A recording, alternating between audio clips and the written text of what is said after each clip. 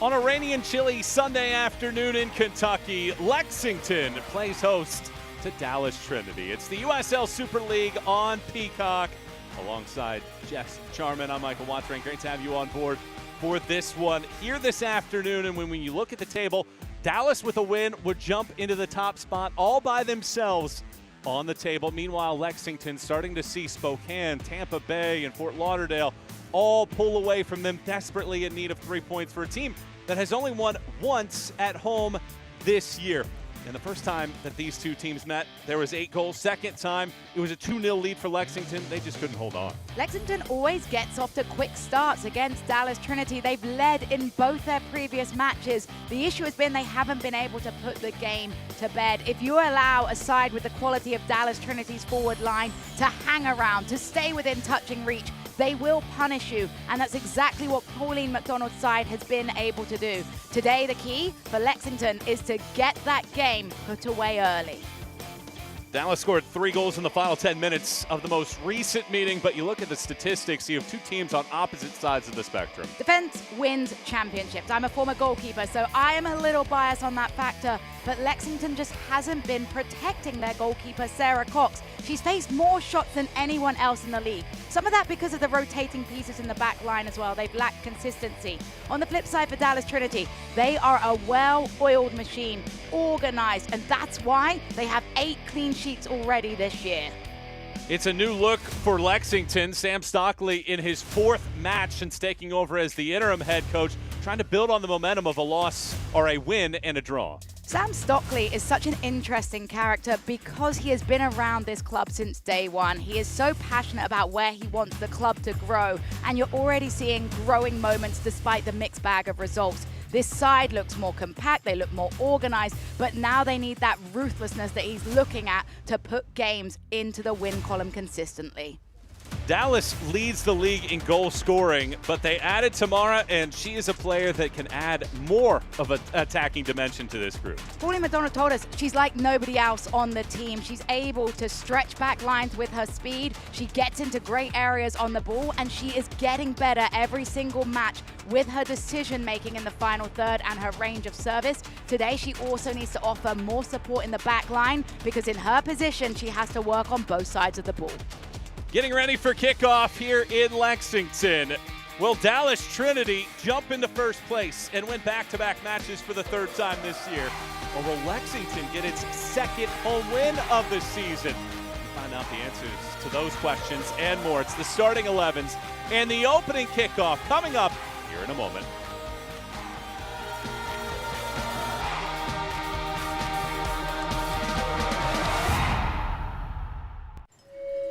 I shouldn't be here.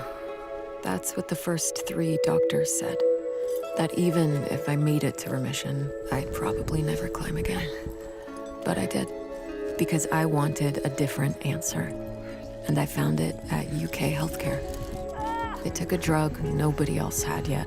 12 rounds of chemo and a 16-person team. But here I am, right where I was never supposed to be. Who is Lexington Sporting Club? We are the professional soccer team in the heart of the Bluegrass. From our Youth Academy to the Women's Super League to the Men's USL Championship team, we're building a future. From every corner of Lexington, we are united under one crest. This is your team. This is your community. Together, we are creating our story and leaving our mark. This isn't just any club. It's a club to call your own. Get your tickets today at lexsporting.com/tickets.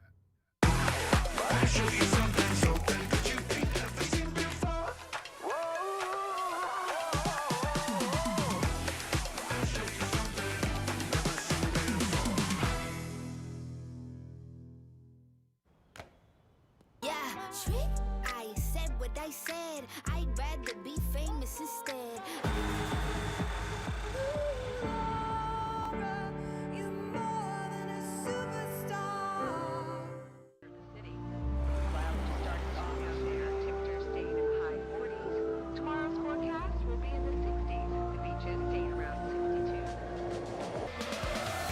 And we welcome you back here to Kentucky. The center back pairing today Well, it's another new centre-back pairing for Sam Stockley's side. It's the first start for Watson, paired with Perez, who was dropped for the Carolina Ascent game, and we saw what happened there with Lexington conceding 4. So a big ask for those two, and Cox behind needs to bounce back from a disappointing last matchup.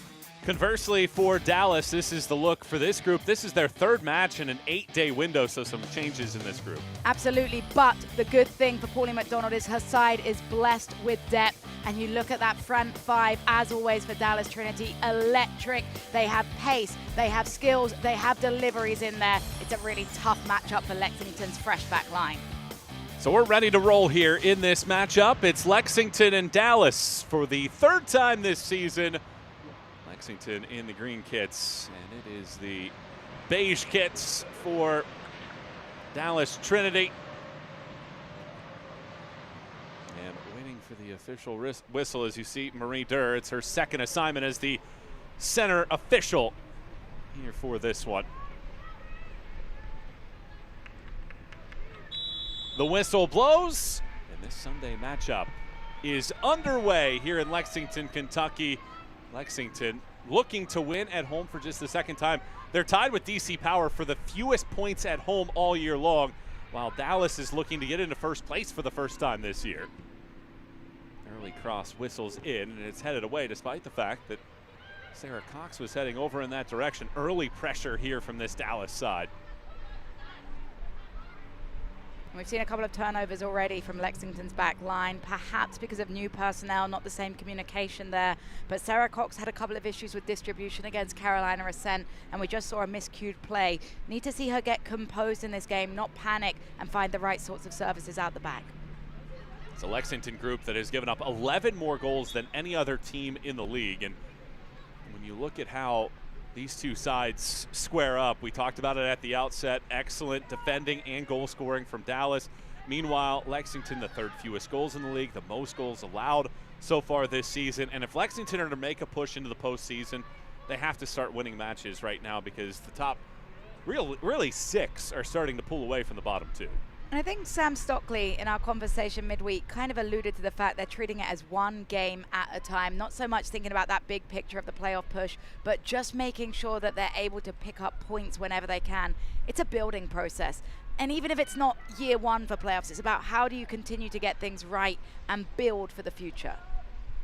Well, you can see the rain in the background, and as well as the coaches there, Sam Stockley wearing the raincoats here today, and you wonder what kind of factor that might play here on this turf pitch.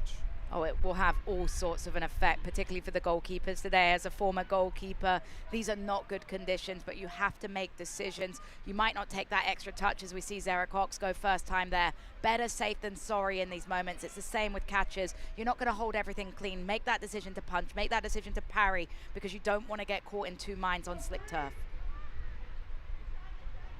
Well, in each of the first 2 meetings between these two organizations, Lexington scored the first goal and led in both matches. However, the first meeting was a second half onslaught after a 2-2 tie through 55 minutes. 4 unanswered goals allowed Trinity to win 6-2.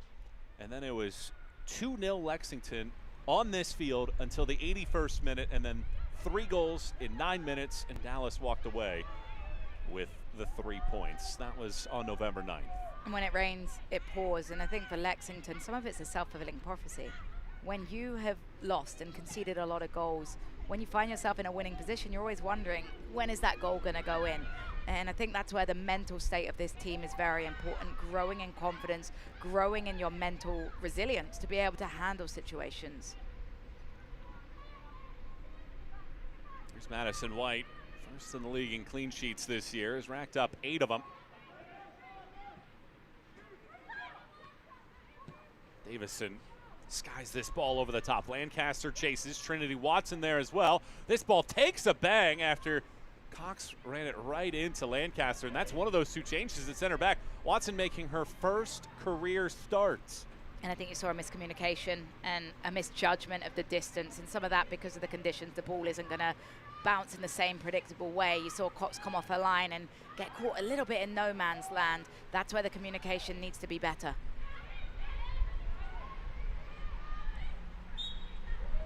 A Whistle there. And time now to take a look at today's Lexington Sporting Club injury report, brought to you by UK Healthcare. Nobody officially injured, but they have 4 players on international duty, the second most in the league.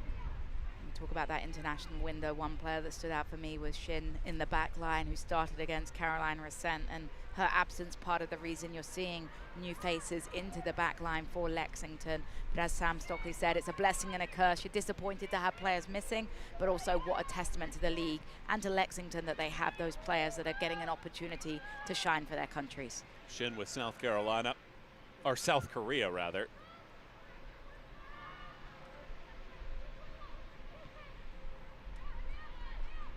Lancaster tries to sprint away, unable to do so. Richardson has it, tries to break away. Excellent defending. Gracie Bryan, who had the game winner in that November 9th matchup in the 90th minute. Really smart defending by Gracie Bryan there, because she understands, she positions her well, she gets in front, and she's able to draw the free kick. We'll get another look here. Just watch Gracie Bryan's positioning, knows exactly what she's doing, slots her body between the ball and the forward and is able to draw the contact.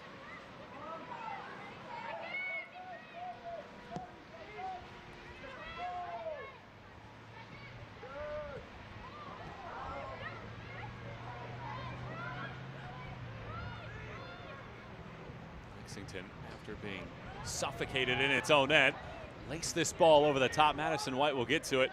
Maybe on a softer night when it's not raining, that ball eases up a little bit and doesn't roll out for a goal kick, but with the rain falling, that ball skims all the way out. And that's part of the growing pains in a game like this, where you do have to adjust to the speed of play. You have to adjust to the way that the ball's going to carry. A lot of people might say, well, you had time in the warm-up to do that. It's not the same, because in the warm-up, you're in a far more compact space. Here, when you play those long direct balls, you have to understand the weight of pass and also the timing of your run. Hinson carries that ball out. Much of the southern portion of the country being hit pretty hard by this weather right now. Fortunately, most of the bad weather is south of us in Tennessee and Georgia, as it rains here in Lexington. Handball. And I do feel bad for Lexington, because this was an ideal game time kickoff, Sam Stockley told us, because it's a great opportunity for kids, for parents to bring their children to a match. Unfortunately, with the weather, it's less than desirable, but shout out to everybody that still has turned up to support Sam Stockley's and the team. And he said it's all about the ladies on the field. He's just happy to be their coach, but those ladies on the field work hard every day and deserve the support of their community. Yeah, and this community has really embraced this sport, this team, and the organization as a whole. It's the only team in the USL that has full academy pathways in both the men and the women's side. Here's Tamara throwing this ball across. Cox bobbles, Lancaster has it, tries to swing it back, and unable to find Bryan as it gets cleared away. That's another one of those where the slick conditions for Cox, you see, she should be grabbing that on a normal day, but on the slick conditions, very difficult, as she does the right thing, cutting across the 6 to prevent the cross, but couldn't get clean hands on it.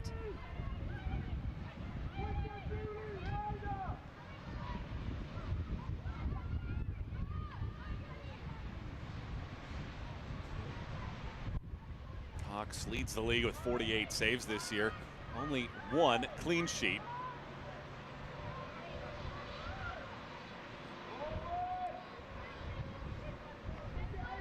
Cox gets this ball all the way out to midfield. Dallas just pushing forward here. Lancaster swings this high over the top. Hinson was the target. Jones pops it out. Brooks loops it wide, and just out of the reach of Tamara. Maybe the wind caught that as it picks up here. You see the thumbs up from Tamara, though. She wants the ball served to her in those areas. She's staying wide. She's making the field big. She's giving herself an opportunity to buy some time as well by drifting to that touch line. Good idea, not quite the execution on the service.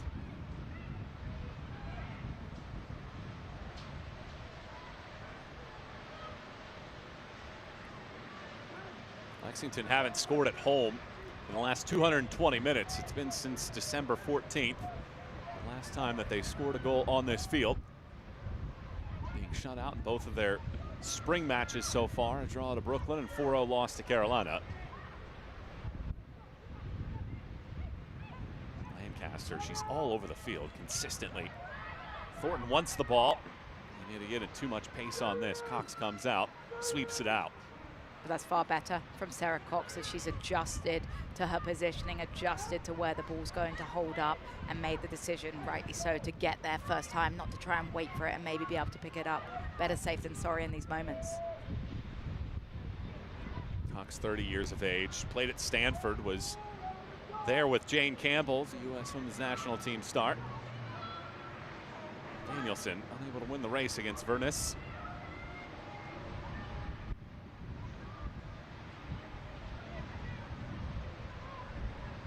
This is one of the things that Sam Stockley did talk to us about so often this year. The natural inclination for Lexington is to play back, not to be aggressive by playing forward, and they consistently are now getting bottled up inside of their own half.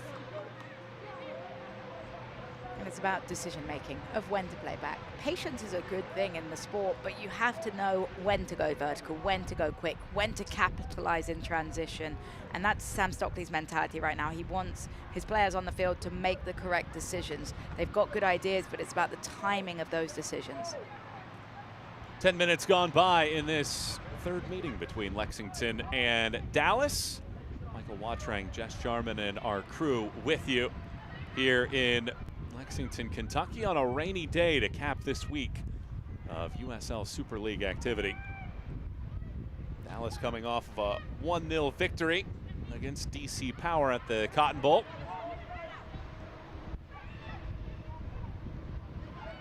Lexington 4-0 loss at home against Carolina Ascent on March 23rd. That tackle good in the eyes of Marie Durr.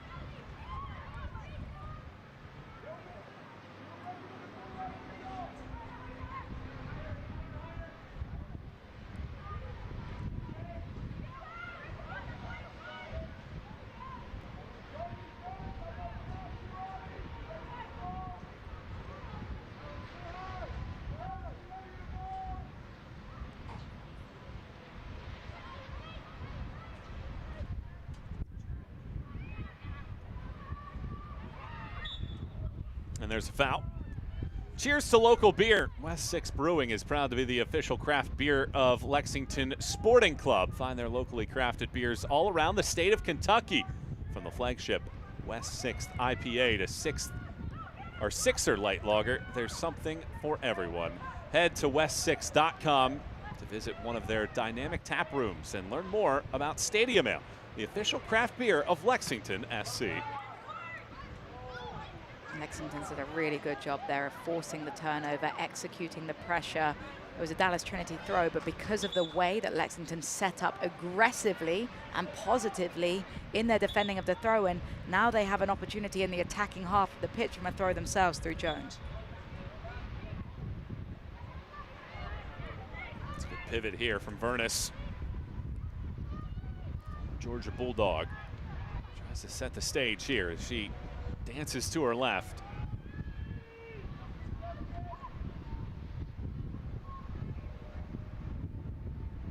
Mackin sprints, tosses it in. Lopez right back out. Here's White measuring. White shot hits a teammate. White gets a second go into two different defenders' legs. Better that time from Lexington. Much better, and it all starts with the movement of Verness. You mentioned her dancing in the midfield, being able to glide over a free roll. When she gets on the ball and she starts to move it well, you can see that Lexington have that ability and bodies forward to try and capitalize and get more shots off.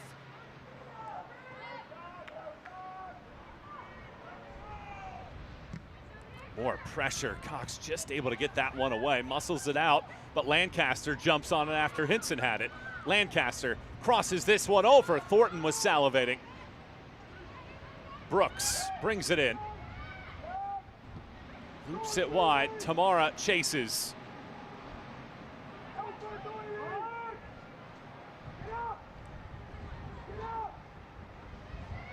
can hear Sam Stockley telling his back line to get up. He feels like they're playing too deep and inviting Dallas Trinity's attack by sitting back.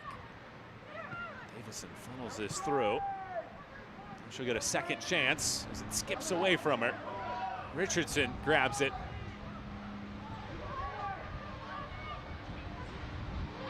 Behind the back of Hannah White. Hinson takes over. That pass. Well, it's end-to-end, isn't it? So far across the first 14 minutes. Neither team really able to carve out a golden opportunity, but you see in transition is where both teams can be dangerous in this game. Richardson tries to get the return pass from Mackin, unable to do so. Vernus from long way away. Vernus hits this. And ends up going wide, trying to see if she can catch Madison White off. I don't actually mind this from Nicole Vernus, because what it's going to do is it's going to make Madison White in goal think about her positioning. And in this game, I've talked time and time again about the goalkeeper's positioning being very, very important. They need to be aggressive off of their line to come sweep balls. But when Vernus picks her head up, she knows exactly what she's doing here. She spotted White is off her line. White able to recover cleanly. But now in the back of Madison White's mind, whenever she starts to play aggressive, whenever she starts to cheat with her positioning, it's going to lead to that moment of doubt that maybe she needs to back up a little. Davison. Looks like she has a rip in the sock and might need a replacement for that.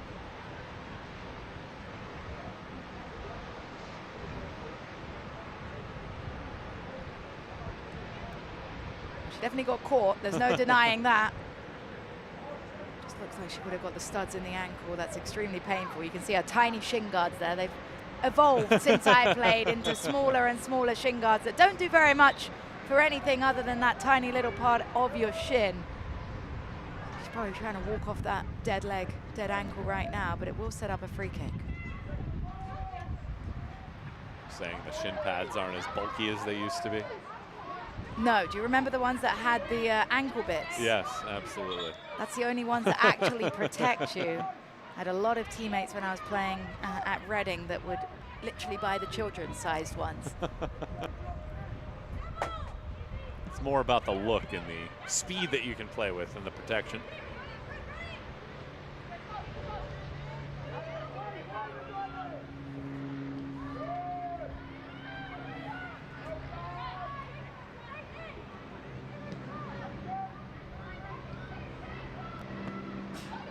Again, another back pass, and it's given away. Danielson floats it through, but yet again, Lexington turnovers costing them. Although they get a chance to outlet here. Lopez tries to race, does not get there before Jenna Walker glides it back for White. But we're seeing an aggressive run forward by Mate Lopez on her debut, the Colombian player with plenty of experience with the youth national teams. She earns her first start. Sam Stockley told us that she's been the quickest of the Colombian players they brought in to adjust to the style of play, to adjust to playing in a different country, the language, and he feels like she's a player that can really add to their forward line. She hasn't had touches on the ball yet, but you can just see number 14 making dynamic movements like she's doing here with the press. 25 appearances at the youth level for Columbia. Getting her first start here tonight.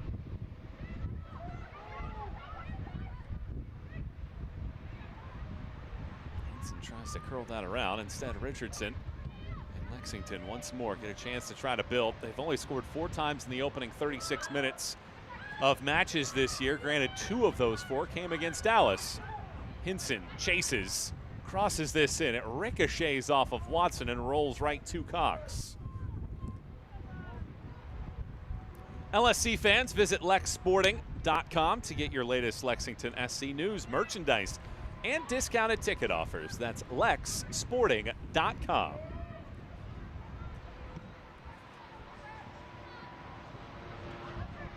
Hooplings first in this matchup. There is Lopez winning the ball. Tries to send Kate Doyle forward instead. Defended away, but a dynamic that Lexington have missed much of this year. Something like Lopez. I think what's interesting about Lopez is we've seen her playing both styles of forward. She's tried to run in behind, she's shown electric pace, but they're more hold-up play. And when you find a forward that can do both, for back lines, that's terrifying, because you never know if she's going to check, hold up the ball and bring others in, or if she's going to just go pure pace trying to cut in behind you.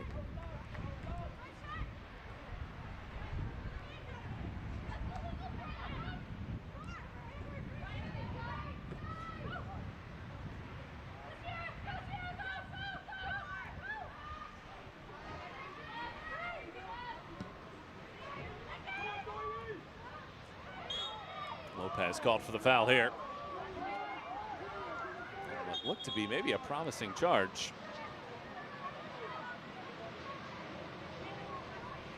You see her frustration, but it's one of those fouls Sam Stockley, Lexington Sporting Club aren't going to mind her making, because what she's doing is she's letting the defender know that I'm going to try and challenge you every time, and it's not going to be an easy opportunity for you to get the ball.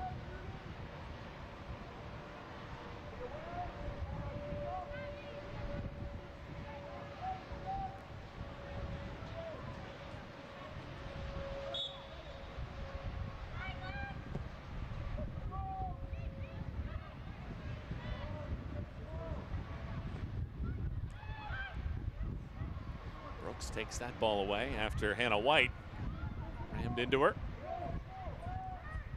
20 minutes gone by, and we're scoreless so far in this clash that featured 13 goals in the first two meetings. So far, no early fireworks like we saw in the first two matchups.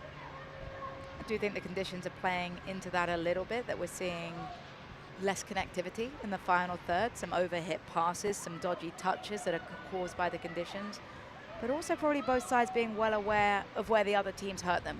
These teams have grown. We're so much further into the season now, and there's an understanding of the tactical awareness of your opponent and where they can do more damage. Free kick into the box. Tamara chases. It goes over the head and nearly wound up with Davison. Lopez chases after this. She gets there first. Thought she had won her team a throw instead. It's a Dallas throw-in. High energy early. Wow, just watching her turn a nothing ball into something, and you're right, she wasn't able to earn the throw, but it's another statement that makes the defenders think, whenever I'm going for a ball, I can't just shield it out because there's going to be pressure behind me. So she's starting to get into the heads. Again, we see it here. These defenders aren't enjoying playing against Mate Lopez, and that's exactly the style that she's going for. You also have to think about this Lexington team. On paper, 171 shots. That's the fewest in the league by 25.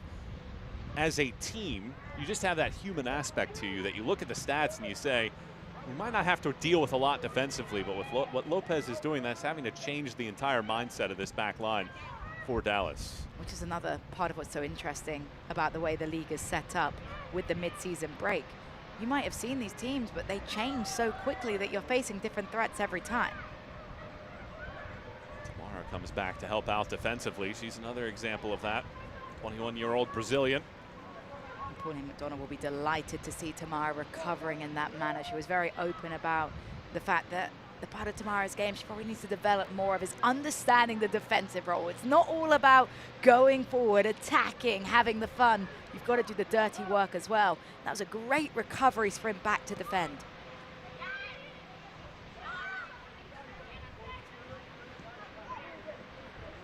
Lexington maturing in this match after being under a great deal of anxiety inside of their own defensive third.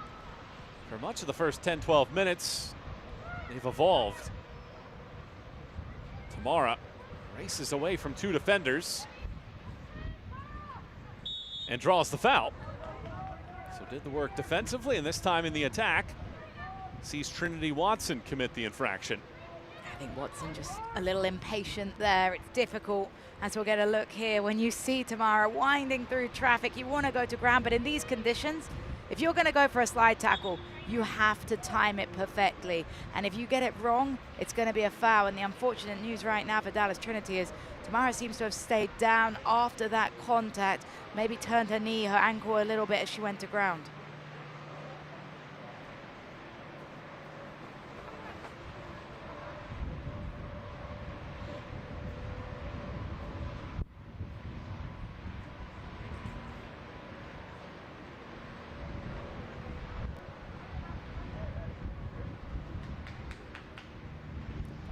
Gets looked at it, allows Lexington to get things sorted here for this upcoming free kick. But what's tough now is you've kind of left your positioning and you've got to get switched back on now to defend a very difficult set piece. We know that Dallas Trinity has players on the ball that can do wonderful things from the dead ball. They might be relieved that Chioma Ubogagu is not on the field today after seeing her set-piece magic midweek. Yes, we talked to her over the weekend, and she mentioned that she'd played with such talented players in her time, really hadn't been the free kick specialist, and said likely that was the first time that she had ever scored a professional free kick goal. It was a brilliant one, the ultimate game winner against DC Power on Wednesday. And I think once she gets on the pitch, she gets first choice of set pieces now will be Pauline McDonald's rule. But for now, it'll be the Finnish Jenny Danielson.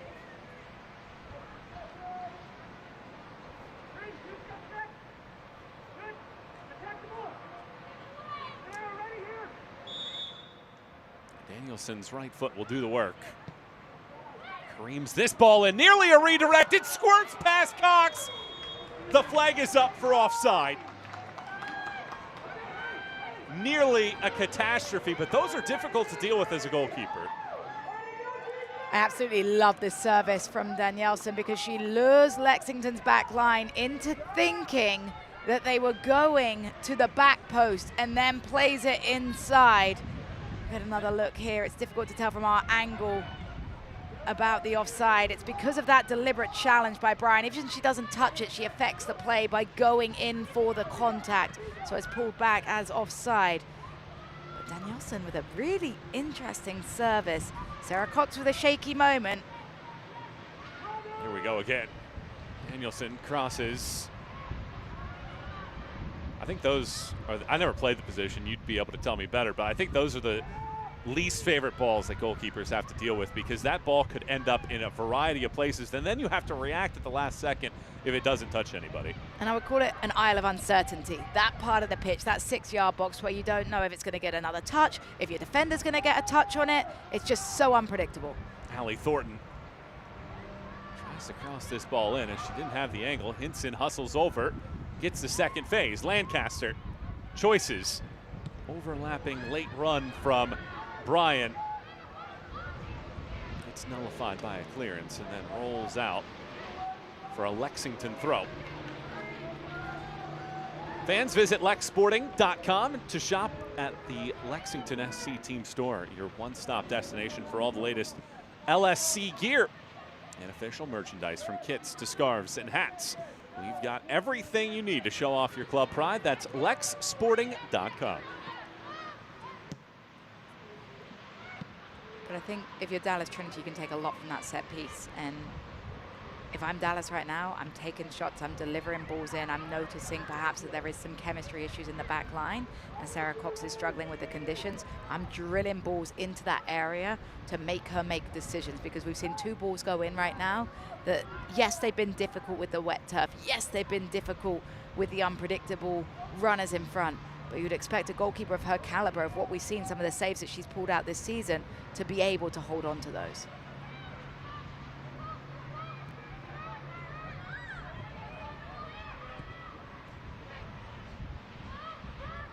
Davison sprints back. Maddie White comes all the way over and just clears that ball.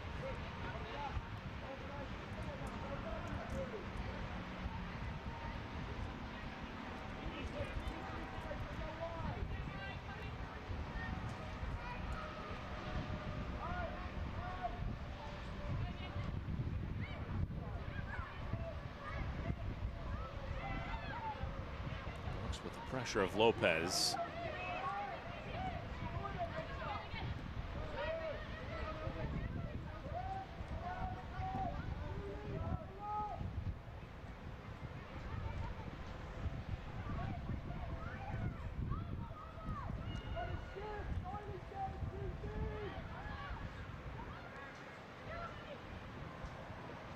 Lancaster leads it forward.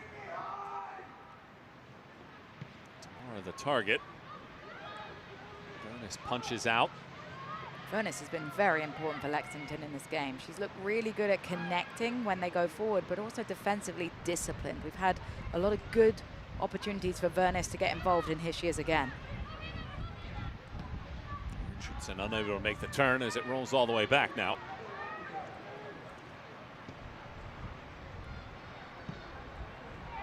Cox clears, but it hangs up in the sky. Hinson heads it. Danielson chips it through. Lancaster. Brooks launches from distance and a one-hop skip for Cox. I tell you, those strikes from distance can be some of the most dangerous in these conditions. The minute you let it bounce, anything can happen. And this will be a good moment for Sarah Cox's confidence. It's one of those where Amber Brooks, again, displaying her footwork, not afraid to pull the trigger. But for Sarah Cox, clean catch, no business there. It's a nice little reassuring moment for a goalie.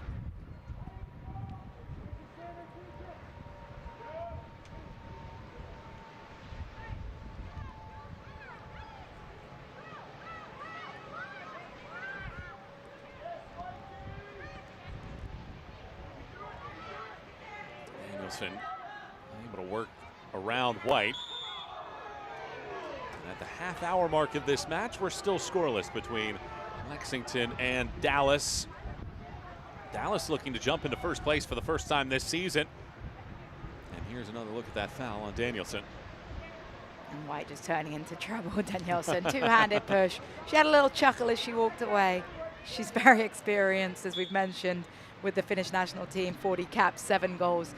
She knows exactly how often that one's blown as a whistle, and it's every single time, Michael. Lexington have only won at home once in their 9 tries so far this season. Michael Watring, Jess Charman, and our crew with you here on this Sunday. Thanks for tuning in with us. Mackin against Tamara. Mackin tries to win the race. Tamara defends well yet again. It's great to see that evolution, and it's clicking really quickly for Tamara. Lancaster unable to get it around. It's a timely defensive bit there for Madison Perez.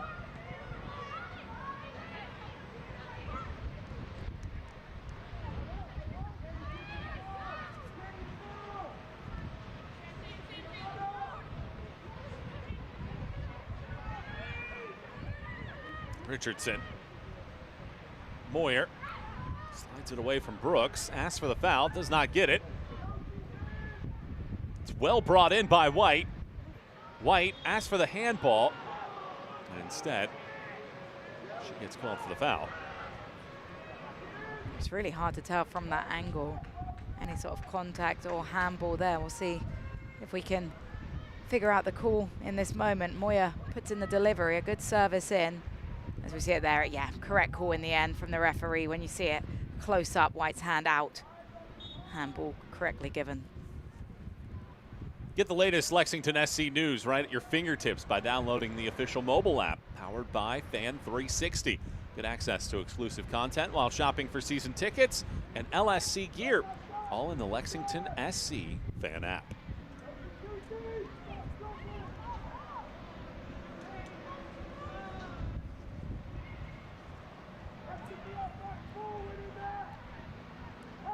Will we see a goal before the end of the first half? Between these two groups, we've seen 4 first-half goals in the first 2 meetings. And Michael, you know the curse of a commentator is a thing, correct? We both said this was a high-scoring game promised, and unfortunately right now it hasn't quite lived up to those expectations. But it has been a tactical game with both teams feeling each other out, and I wonder, and we'll see how the next 15 minutes or so goes until we get into the halftime break, but with both these coaches going back into their locker room, maybe telling their sides to be braver in the second half, to take some risks, because in a lot of ways, a point doesn't really suit either of these teams. Well, when you look at these two sides in the spring, Lexington have scored 3 times this spring as Tamara shoots this ball and Cox gobbles it up. Meanwhile, for Dallas, there's a lot of goals on the ledger, but 9 of those came in those 2 matches against Brooklyn. Other than that, they have been limited to 2 goals in their other 4 matches in the spring so far. So it's been a little bit boom or bust for Dallas, and Lexington, they're just trying to find consistency in the attack and create goal-scoring chances. And I think the hard balance for Sam Stockley's side as well is they want to fix the defense as well. And when they got that clean sheet against Brooklyn to start the spring, there was a lot of feeling of, okay, we've reached that hurdle. We've overcame that hurdle, the difficulty of leaking in goals. Now we can take some risks forward, but again, playing badly through the back. Lancaster rips this. It's empty out in front, and it's a penalty. Cox cannot make the catch. It leaks right out, and Trinity Watson will be called for the penalty with Allie Thornton crashing. And it all comes from a throw-in for Lexington. Playing through the back, Jones under some pressure from Brian Lancaster picks the pocket. This shot, again in these conditions, difficult, but I think that Cox should save it. And it's the momentum. Watson going in for the challenge, the wet turf, difficulty. But I think Mari Durr, the referee, has got this one right. When you see from behind, it's a challenge that does take out the player. So here comes Amber Brooks looking for her third goal of the year. As she steps to the spot, looking to give Dallas the edge.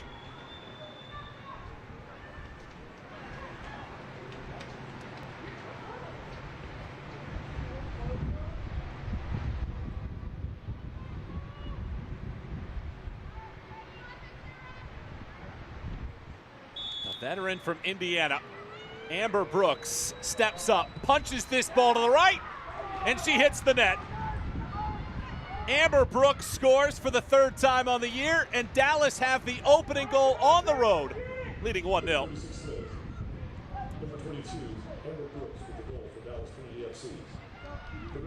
And it's a gift for Dallas Trinity. Lancaster with some great work with the strike. Sarah Cox should really hold it.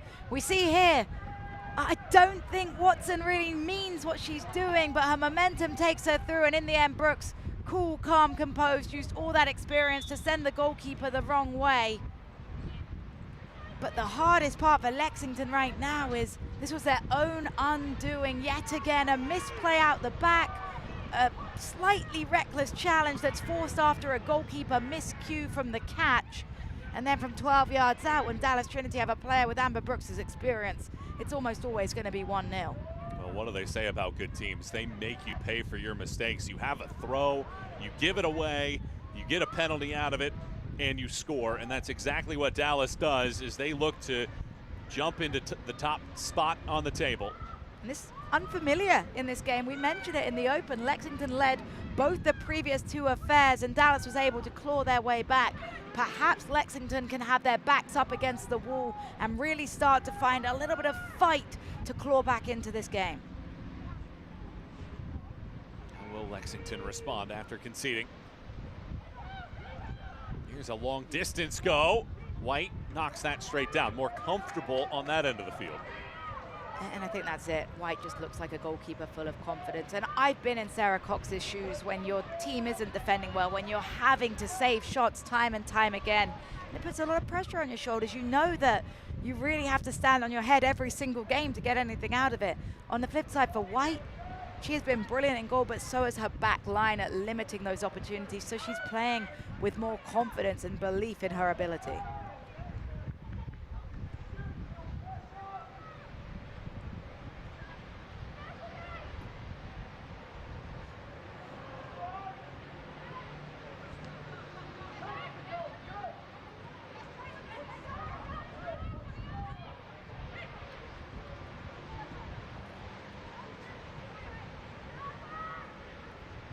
Lexington have only scored 7 first-half goals this year. They are on the wrong side of the margin at this point. Brooks.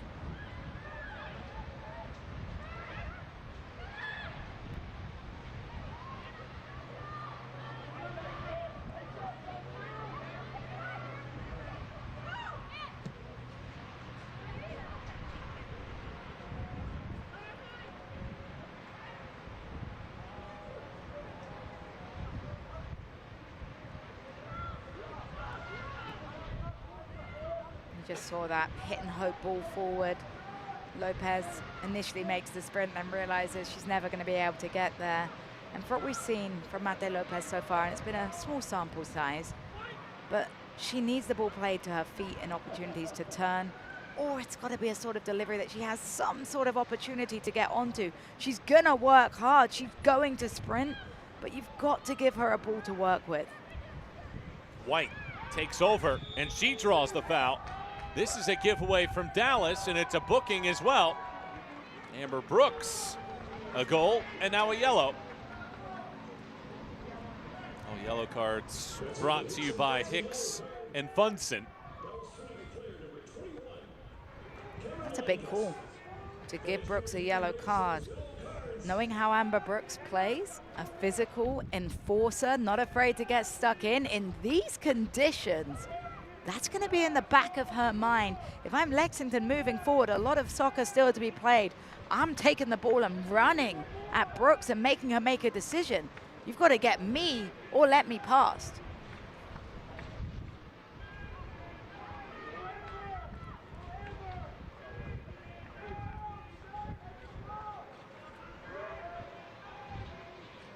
And Lexington capitalize on this free kick.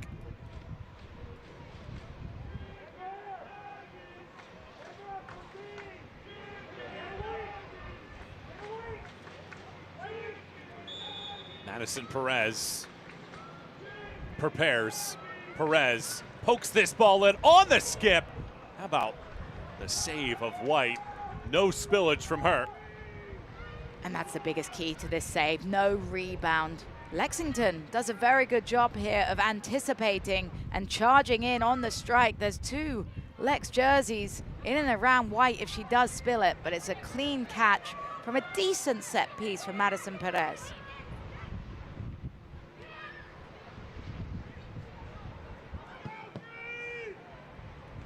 Only a giveaway, and now it comes floating to the middle of the field.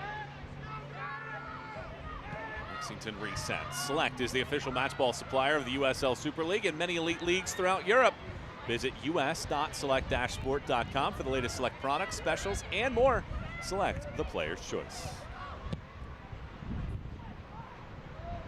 High arcing ball ends up again with White. White hasn't been called upon to make a world-class save. There's not really been a highlight reel moment. But what she's done is made sure everything is clean. And that builds confidence within her team that they have a goalkeeper behind them that is a brick wall they can trust. And it helps you relax when you feel that comfort behind you.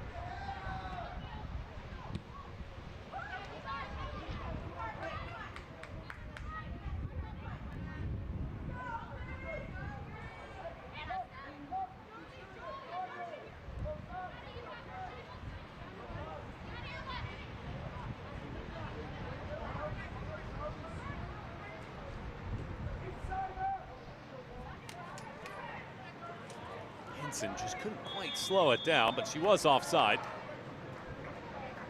Lexington find a response before halftime? Trailing 1-0. A season of unluckiness for this group.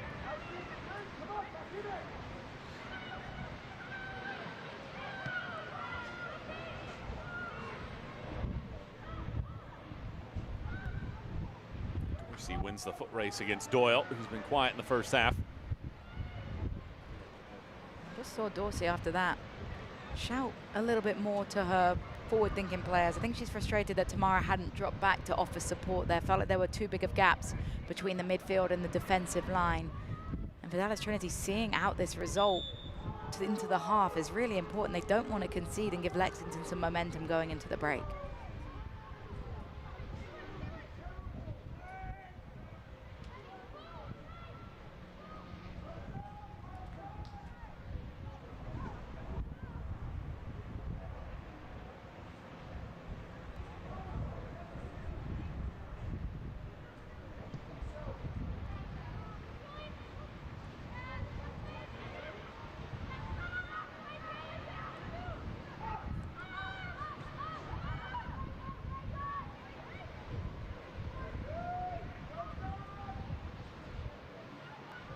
Walker off the field. Lancaster gets fouled. And there's another one of those fouls where in that area of the pitch, the player's going nowhere. The ball ends up going out of play because they forced the pass. If you hold up, just stand up, be a little bit more patient, which is a word that Sam Stockley used, needing to have patience in the decisions making, then you have a throw-in and you're able to build. Instead now, you've given an opportunity for Dallas Trinity to launch a ball forward into a dangerous area, and you've struggled at defending these long direct free kicks. Sam Stockley just picked up a yellow card as well. Frustration mounting on the home sideline. When you've seen decisions, big decisions go against you, it can be tough as a coach to keep your composure. He's going to think back that the penalty was perhaps harsh. He's going to think back at this free kick being harsh, but he has to lead by example. Rolls in. Hinson commits the foul, but yet again, miscommunication back there. You're seeing a goalkeeper and a defender that has played 44 minutes together at best. And that's not a snide at Watson. I think it's great that she's been given this opportunity, but you can tell that a lot of players aren't communicating well with each other. That was actually Hannah Richardson that time involved in this moment. But it just feels like the communication in the back line is lacking. And on a day like today, with the conditions so much more difficult to play, the one thing you can control is your communication, so it needs to be top notch. We'll play 3 more minutes in this first half.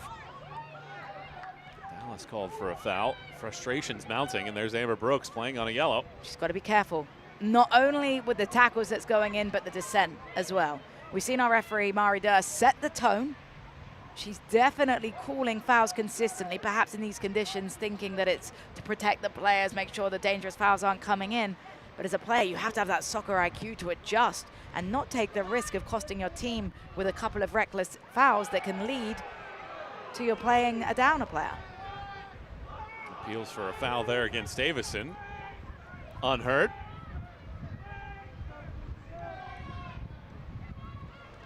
Another look at this. No called, and there is a straight arm going in there, and I could understand Sam Stockley maybe having a word or two to say about that not being called.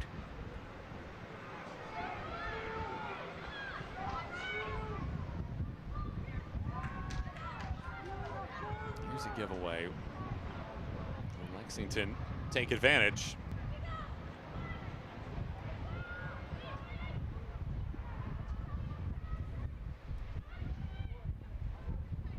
Courtney Jones sprints. Courtney Jones tosses one in. It gets bobbled. A second phase from Kate Doyle and Madison White again there. Just clean technique from Madison White. She's doing everything by the textbook of goalkeeping. But Lexington will be encouraged by the fact that they have started to find some opportunities to put the ball on frame. They've not been convincing. They haven't had enough venom on the shots, but at least they're finding themselves in areas to put the ball on frame.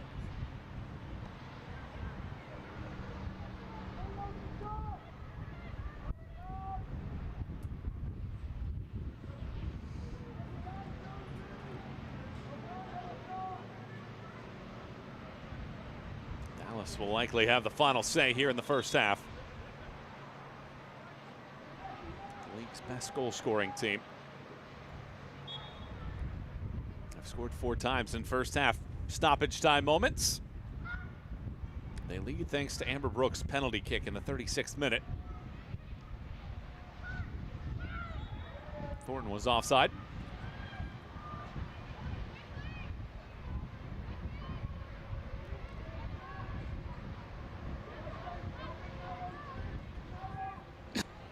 Lexington likely to get the final moment of this match now. And there is the first half whistle.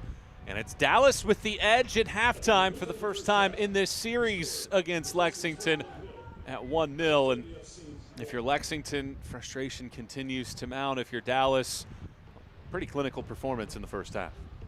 I think this is a game for Lexington where they'll go into the halftime break feeling extremely frustrated, disappointed just with the manner that they conceded that goal. Other than that, it was fairly even. Both sides in transition had good moments, had decent looks, but it's Dallas Trinity that has had that clinical edge, and a lot of that clinical edge comes with confidence. When you believe in yourself, when you've been getting results, when you have players that you trust to get into good areas of the pitch, good things end up happening for you. And Dallas with this 1-0 edge at halftime, looking to win back-to-back games for the third time this year. And we're joined by Amber Brooks, the team captain and the goal scorer in this match so far. Amber, thanks for the time. How would you assess the team's performance through 45? Really just gutsy. Terrible conditions, obviously hard to play any quality soccer, but all things considered, our third game in 8 days. We're 1-0 ahead at halftime. I'll take it. I appreciate the fight that we're giving. You had a lot of time to think about your penalty goal. What was going through your mind in that moment, and how do you feel about your finish? Just all the times I practice in the backyard. That's all I tell myself, just like the backyard growing up. Done it a million times and do it again. Amber, thanks so much for the time. Best of luck in half 2. Thank you. That is Amber Brooks, the goal scorer in this one that has Dallas out in front 1-0 at halftime on the road here in Lexington. We'll step out for a break. Look around the rest of the USL Super League and much more when we return as Dallas leads Lexington on the road 1-0.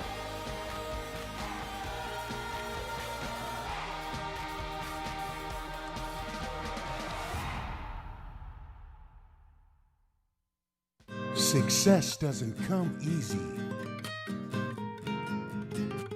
It takes grit, hustle, and relentless effort. Every step forward brings you closer to greatness. This is your moment. Elevate your game. El Jimador Spiked Bebidas.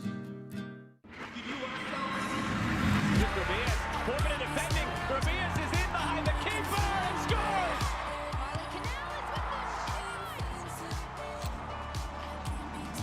Cross, Richardson tapped home. Bedoya launches and tucks it into the top right-hand corner. Whoa! Save man by Alpizi.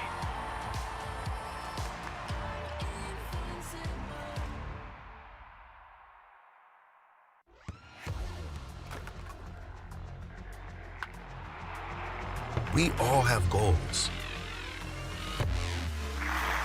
But let's be honest. Most of us aren't going to be professional athletes. But if your goal is to finish your degree, we can help. Come to a university that puts your goals first. Bellevue University, your partner in finishing goals. Success isn't a game of chance. It's about making the right moves. Just like Lexington Sporting Club, Commonwealth Credit Union aims to win by helping you defend your goals and keeping your money on the attack. As the official credit union of Lexington Sporting Club, we're empowering success on the field and in your finances with smarter banking options and unbeatable service. Are you ready to take the lead? Then get the home field advantage for your finances, only with Commonwealth Credit Union. Here, we see you differently. We live with you, build with you, grow up with you, and dream with you. At Central Bank, we belong to the same communities you do. You're our neighbors, friends, and business partners. And through the relationships we build with you every day, we consistently serve you better. That's what highly personal banking is all about. We start with you. Join me as I take a deep dive into the least consulted ticketing app in history, SeatGeek. Did SeatGeek invent the ticket? No, but we do make them work. Drum roll, please. Ooh, how do I use the Seat View feature? It shows seats with a pole blocking the view. Don't buy those. What if I want to sit behind a pole? Buy those.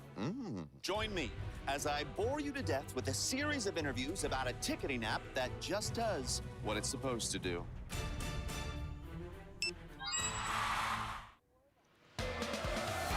Halftime in Kentucky, where it's Dallas Trinity 1 and Lexington Sporting Club 0. Michael and Jess back with you here at halftime as we take a look at the news and notes from around the Super League. And how about the performance that Spokane is putting on right now as they have surged up the charts and have put themselves in a position to make the postseason? Well, it's been an absolutely amazing spring for Spokane. They're not only difficult to break down, but also they have this never say die attitude where they've been able to come back so many times in the spring to pick up points. And as we know, in this beautiful game, when it comes to playoffs, which are already slated for June 7th and 14th, you want to be a team that is in incredible form. So scores from around the league as well as you take a look. Dallas, of course, that free kick from Chioma Ubogagu.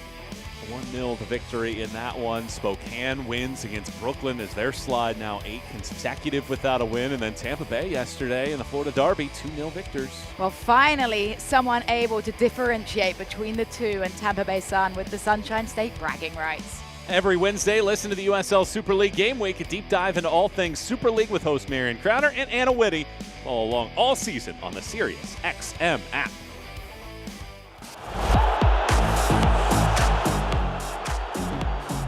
This week, we're making playoff predictions after match day 26, and the Queen City Gals are back in that #1 spot, Marion.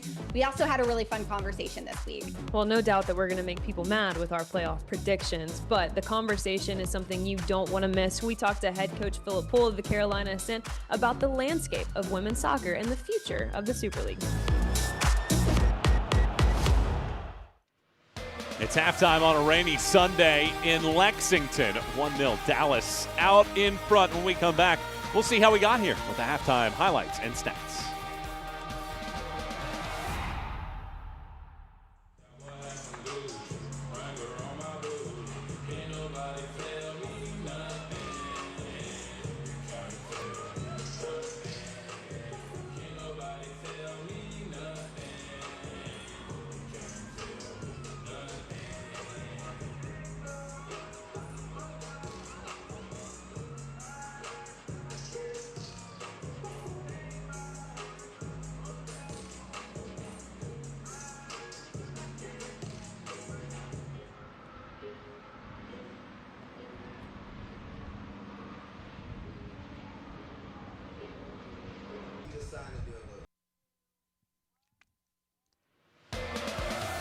Dallas Trinity lead Lexington SC 1-0 at halftime. Michael and Jess back with you as we look at the first half highlights from this one. And Dallas nearly got on the board in the 26th minute off of a free kick.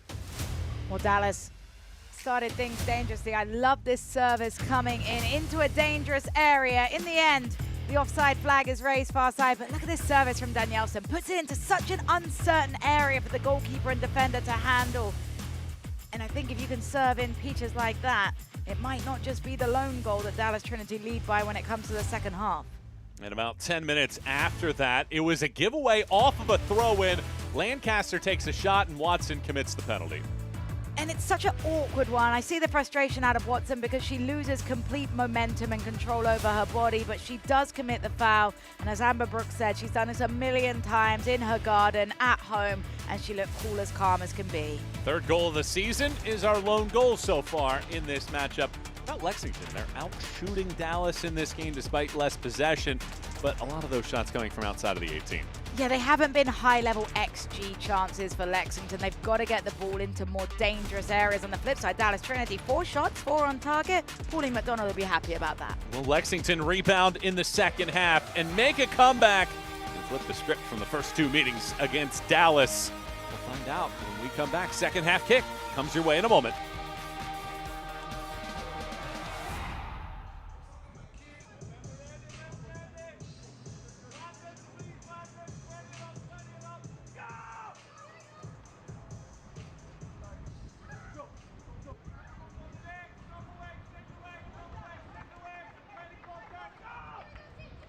Long into a pocket. Let's see if Lexington are able to do what Dallas did in each of the first 2 meetings, and that's overcome a deficit to get a win. Michael Watrang, Jess Jarman, and our crew with you, inviting you to come in and hang out with us for this second half.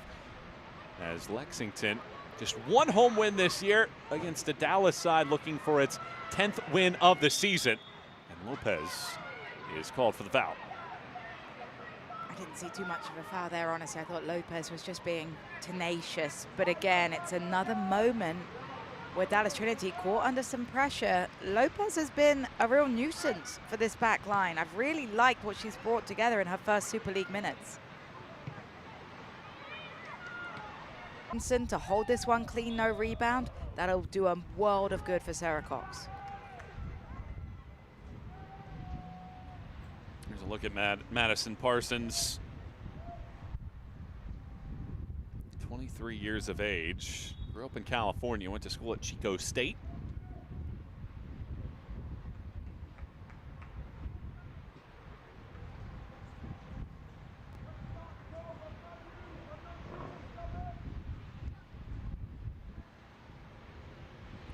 Davison down for the second time in this match, and she was favoring that left leg earlier when she went down, and looking at it right behind that shin pad.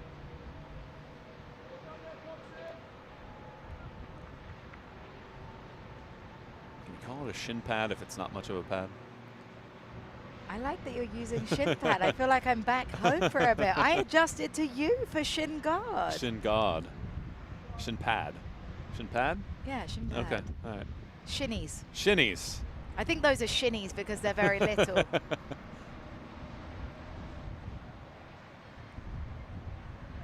Davison has been through the wars today, though. The third game in 8 days for this Dallas Trinity side. And to get through that window with 2 wins and 6 points, that'd be quite the sign of this group playing its football at the right time of the year.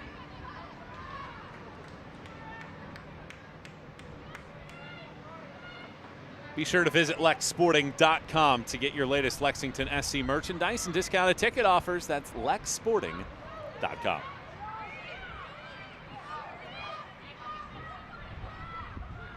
Quick turn here. Ernest Mackin swings it in, skims off of a body. Vernus gets back to it. I loved what Vernus did in the first half. She's continuing here.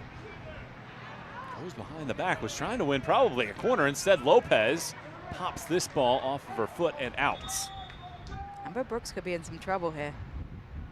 She wasn't happy with a ball that she thought was out of play, and she's given some mouth to the referee. She's on a yellow card. The captain really needs to be smart here. I understand it's frustrating, but I don't think Pauline McDonald would be very happy if she saw her skipper get a second yellow for dissent. There's never been a red card in the history of the Super League. No one wants that one, Michael.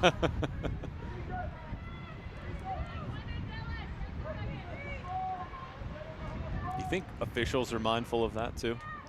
That's a really good question. I think that if they are aware of that stat, you want to make sure your first red card, if you give that first red card, it's deserved. The last thing you want is to kind of be caught in two minds and then it be pulled back and be told, well, that wasn't really dog, so why did you give a red card? And I think Amber Brooks, one of the most experienced players in this league, understands that as well. A couple moments of disagreement, she would feel, would it warrant that red card? The second yellow. Lopez stabs at it. Tamara walks out of there with it.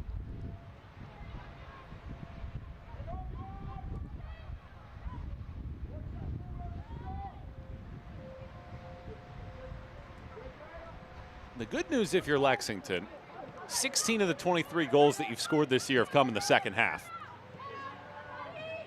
They have very much a team that has prospered after the break. And maybe that'll be the case today on this dreary, ugly weather day in Kentucky. And I think in the same vein, the other part about that is that you've kept the game close. It's a one-goal game right now. All it takes is one moment. You saw how quickly the game flipped with a challenge in the box leading to a penalty. What's to say Lexington can't draw a penalty of their own? It just takes one moment of magic to switch up a game completely. Dorsey throws this ball. It's Thornton. Vernus.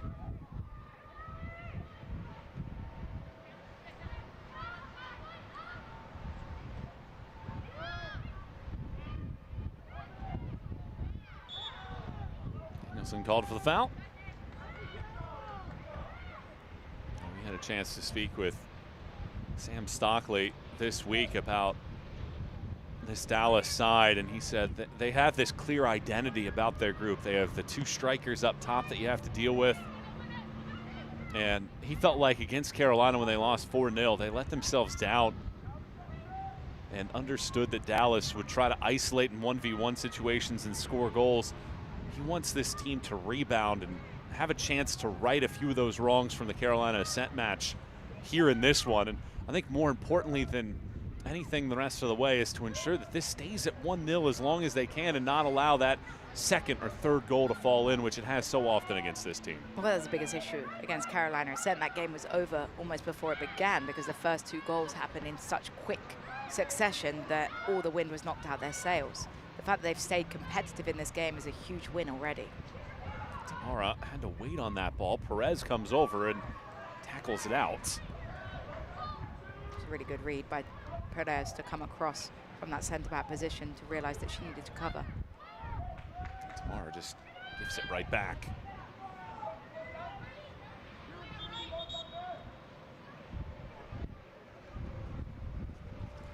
Fans, visit lexsporting.com to shop at the Lexington SC Team Store, your one-stop destination for all the latest LSC gear and official merchandise. From kits to scarves and hats, we've got everything you need to show off your club pride. That's lexsporting.com.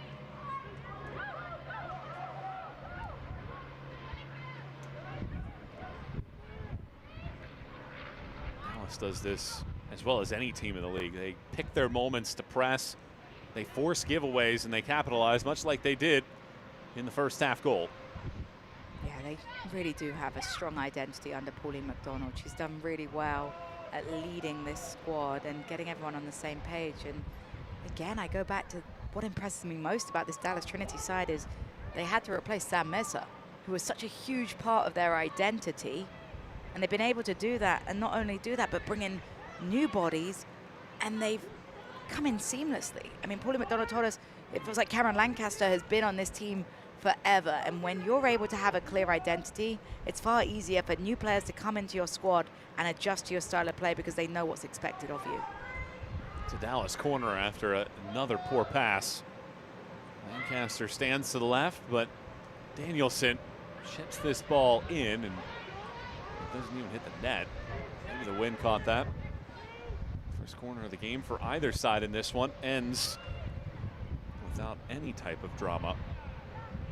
We'll blame the conditions because I don't think Danielson, with all of the experience she has internationally and domestically, would whiff like that too often. Lopez and Doyle nearly collided. Instead, it rolls forward. Lexington pounce. Mackin.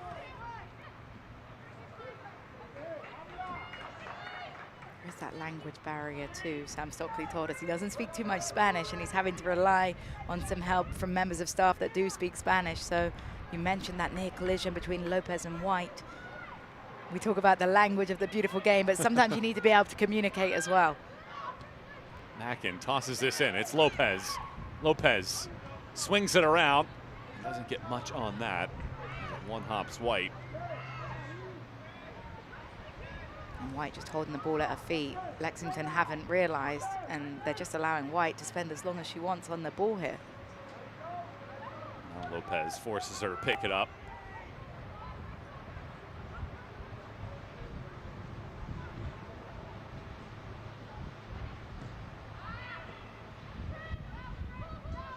Dallas have 3 wins this year by 1-0 margins.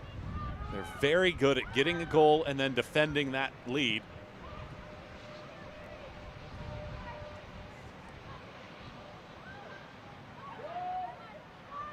Parsons moves it back. Courtney Jones.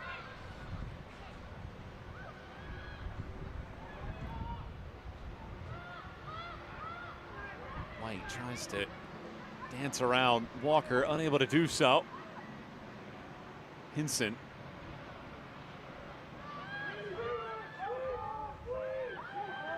Amber Brooks told us at halftime, playing conditions not fun. It probably doesn't resonate on TV as much as it does on the field, but she's played a lot of soccer in her time. She has been around the block time and time again, and for her to say that the playing conditions are difficult, it says something about the challenges that these players are dealing with. It's not just the rain, it's the wind, it's partially fog, it's also the cold here as well. Yeah, it's not ideal for these players at all, and you're seeing it with some of the scrappiness in the play.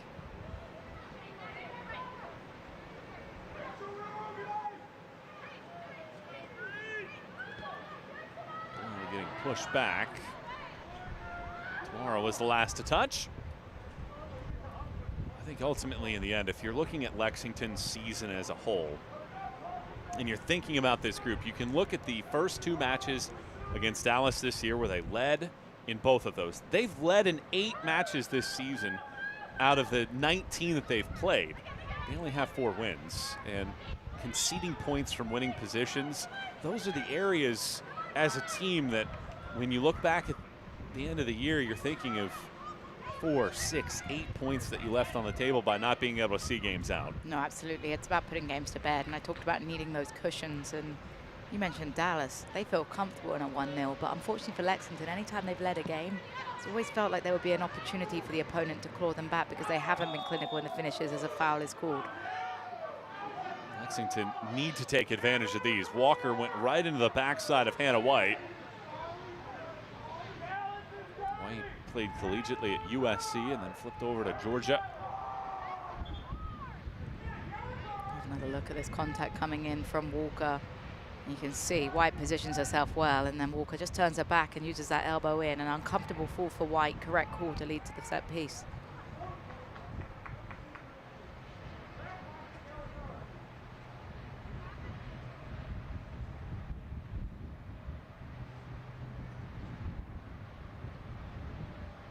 Still down, being looked at by the training staff as well.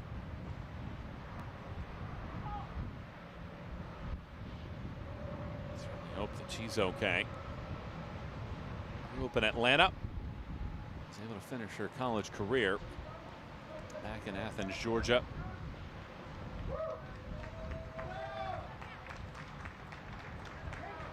Hannah White, a player that Sam Stockley has put a lot of trust in since she's arrived midway through the season, has that goal. And when she scored the goal, he said he really felt like she was a player that was going to find some fine form. He was impressed with how she was practicing. She was impressed by the finishing he was seeing out of her in those game-like situations in practice. And it says a lot about the fact that he's trusted her to continue to start in games, even though she is a newcomer into this squad.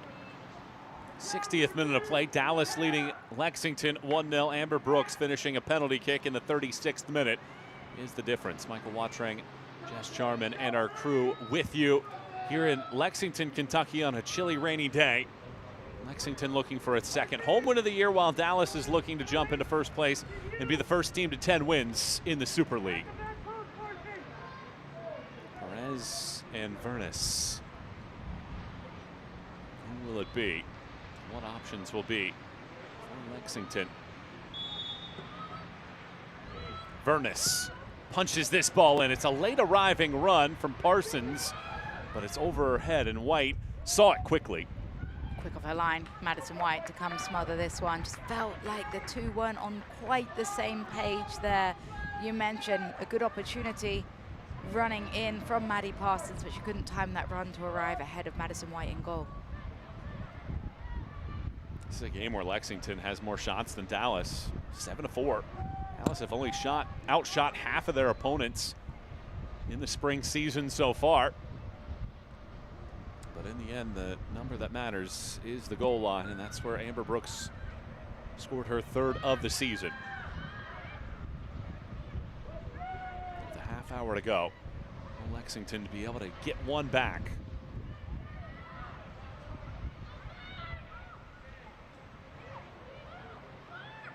Lancaster pokes that ball far enough away for Lexington to retreat for a moment.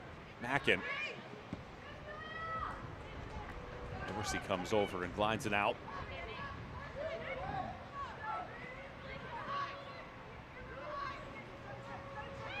Ernest. All the way across the field it goes. Jones through the middle, and it evades 2 teammates and rolls back to White, and yet again she can take time off the clock. And this is where the soccer IQ just needs to be a little higher from Lexington. They've had 2 opportunities now to see what Madison White is going to do, and she's well within her right as a goalkeeper to do so. But the minute a ball is misplaced and Madison White is going to have an opportunity to have it at her feet to waste time, there has to be someone stepping, closing her down, and making sure she's not able to drain the clock. Here's Thornton. Thornton skimps past one, Hinson hits it first time, and it beats Cox. Sierra Hinson scorches the strings and puts Dallas in front 2-0.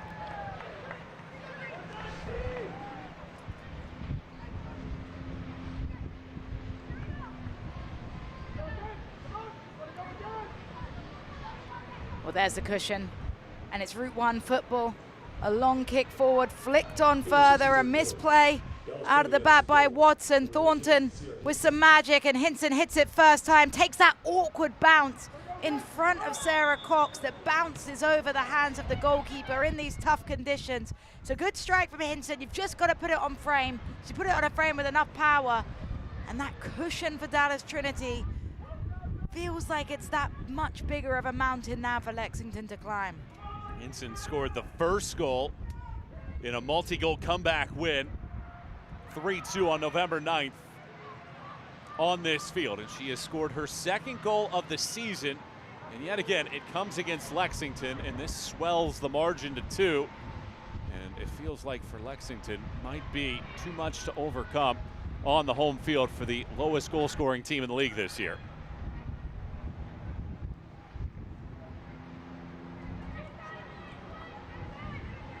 I don't want to take away from Dallas Trinity because I think they've done some really good things and they've finished their chances. But if Sam Stockley and his team are looking back at these 2 goals, they're seeing 2 moments of mistakes. They're seeing the penalty given up, and then they're seeing a defensive miscue because Watson doesn't deal with that pressure. She takes her eye off the ball, she's not able to clear it. They are 2 preventable goals for Lexington. Lancaster latches on. Lancaster inside of the 18, goes to the touchline, crosses it, and Cox does well to catch the redirect.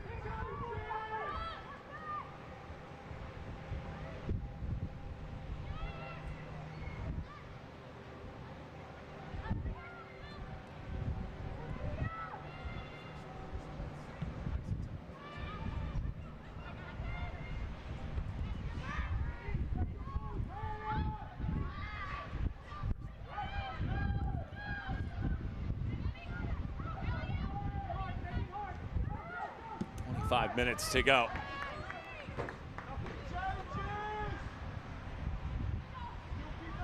Dallas has 5 shots, all have hit the target. 2 have went in. Lexington have 7 shots, 4 have hit the target. Madison White has 4 saves, up to 46 now on the year, closing in on Sarah Cox for the top spot in the Super League. Chioma Ubogugu has just handed in her number to our 4th official. Not a sign that Lexington really would like to see coming off of the bench now that you're 2-0 down. And then they're able to bring on one of the most experienced and skillful players in the entire USL Super League.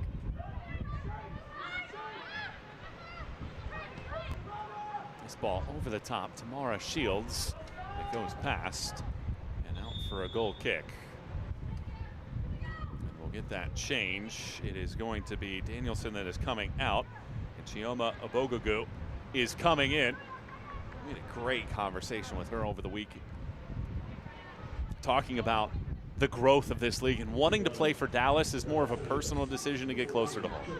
It was an absolutely wonderful conversation and just so much respect for her to taking the time with media. And what I loved most about this conversation is the fact that Ubogugu comes from a similar era of the female game that I do, where there weren't the opportunities, and now she's getting to have a full circle moment where she's coming back, continuing to play professionally, but not only playing professionally, but as so many Super League players want to do, playing professionally close to where your roots are, where your family are, where your friends are. You're not having to go miles away and play in obscure nations anymore. You're able to play on your doorstep, and it's really a special opportunity that the league has just offered for so many of these players.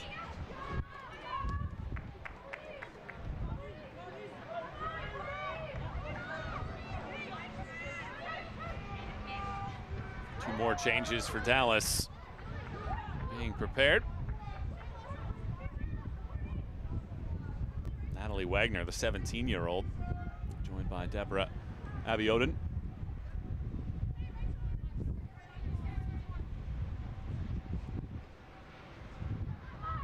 Tamara hunts this ball. Tamara sprints away from pressure, slams on the brakes, chips this ball across.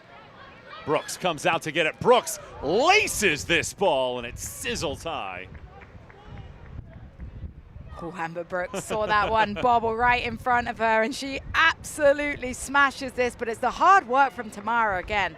Been so impressed with her on both sides of the ball today, and this one drops it on the volley. Here comes Amber Brooks. Maybe if the goal was 10, 15 yards further back, that one ends up in the back of the net. Instead, it puts a dent in one of the seats back behind the goal, and Dallas not content with just the two. They scored a season-high 6 against Lexington in the first meeting this year. 2 goals in this one, and Lancaster hustles after it. It rolls. Madison Perez has to clear it away for a throw. West 6 Brewing is a proud partner of the Lexington Sporting Club with dynamic tap room locations all throughout the state of Kentucky. You can enjoy West 6 locally crafted beers for all your adventure. Enjoy a Stadium Ale, the official craft beer of Lexington SC, at all home games or at your favorite retailers around Lexington. Well, Hinson, after scoring her 2nd goal of the season, is one of the 2 coming off, with Wagner and Abiodun coming in. And the other will be Lancaster coming out. And then Mate Lopez comes off the field. And it'll be Libby Moore that takes her place in the 11. Well, Lopez, signs of brightness in this matchup and should only get stronger as the year goes along with 7 more matches to play. And I'm impressed that they got 70 minutes out of her, considering it was her first minutes played here. Here's this ball, long shot, takes a ricochet and maybe a second go at it.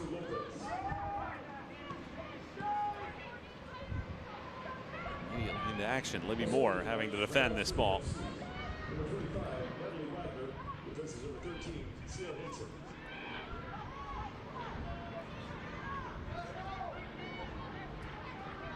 Here's an attacking moment. Hannah White jukes past Walker. White crosses this. It takes a bounce.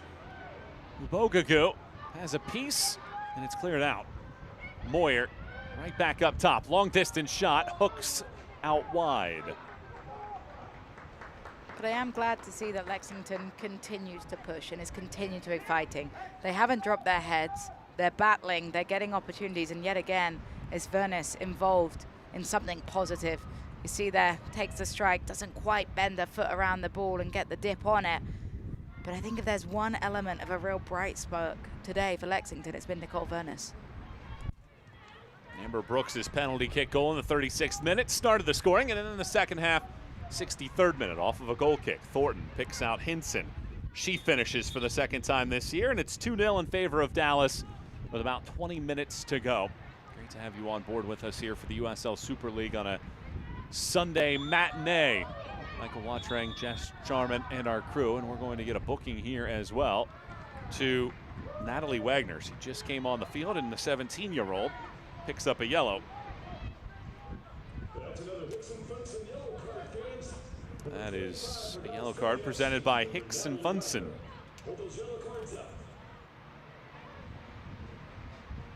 Get another look at the foul that took place. And considering it's her first foul, I feel like that was a little hard done by for the yellow.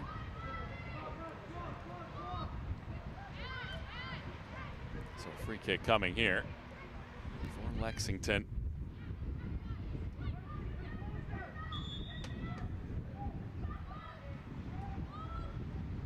Madison Perez hits this ball high into the air. The wind knocks it down a little bit, and it rolls back out for Courtney Jones.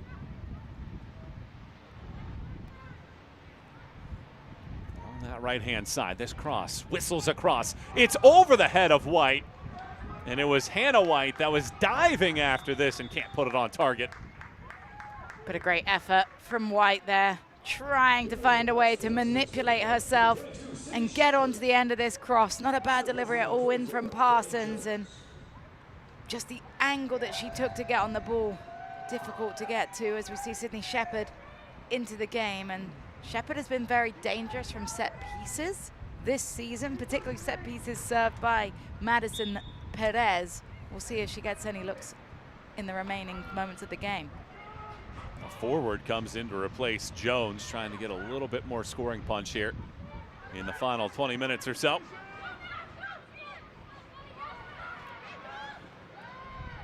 Wagner punches this ball through. Tamara comes up, or it's Abby Oden rather, hitting that ball high. And a little bit of a sliver there, but misses it.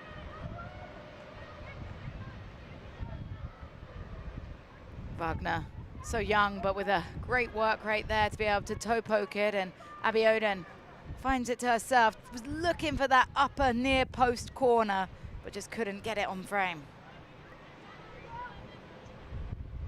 Lexington SC fans, be sure to join us on Saturday, April 12th at 7 p.m. at LSC Stadium to support your men's team as they take on Las Vegas Lights. Get your tickets today at lexsporting.com. Always fun matches to watch here in Lexington, be it on the men's or the women's side. And then, of course, you have the Academy groups, the USLW League. And this is a blossoming area for this sport. And the motto is one club. And I love the fact that they're connecting everybody and give it equal value. Wagner tosses this ball inside of the 18. It gets rolled out. Parsons sends it back. Lexington look to build. Parsons stings this ball. Doyle directs it wide. Moyer. White looking for an angle. Two defenders over there. Runs into Brooks. This ball rolls out. Well, some really good connectivity from Lexington. The move and play was very good. You'll notice that Trinity Watson has pushed into a right-handed defensive side to partner again Madison Perez and Sydney Shepherd, as they did so much earlier on in the season. And I like what I'm seeing from Watson on that right-hand fullback side, pushing forward and connecting. Anna White thought that was a corner kick and doesn't get the call out of that.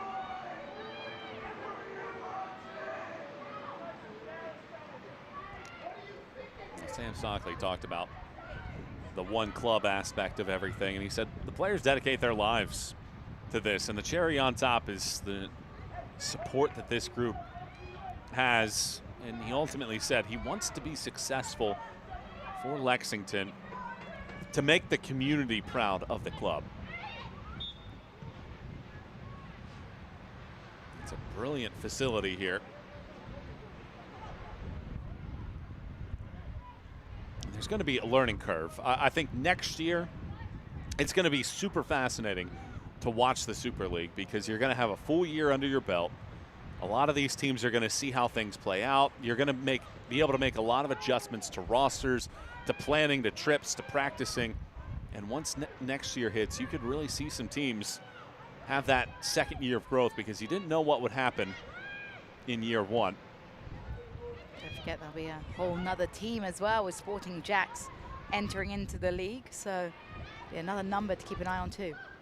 Tamara blasts this ball through. It has to be chipped away by Sydney Shepherd for a corner, as Cox wasn't able to extend over to get it.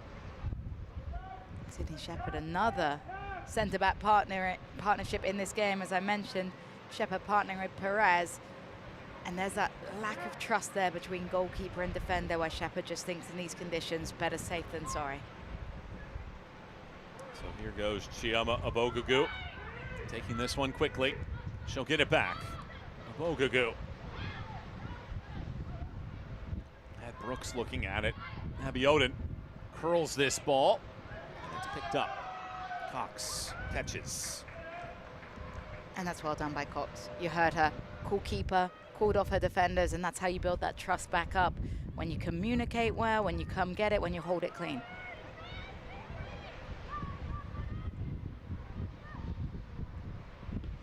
Lexington end the year with 3 consecutive at home. 2 against the Florida teams and 1 against DC Power.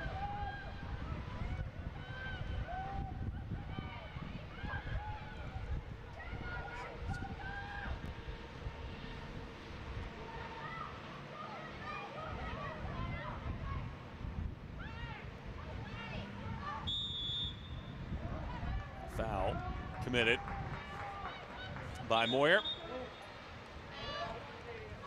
Each team preparing a change. It's going to be Lucy Shepard replacing Tamara for Dallas. And for Lexington, it'll be Cynthia Cabezas replacing Mackin.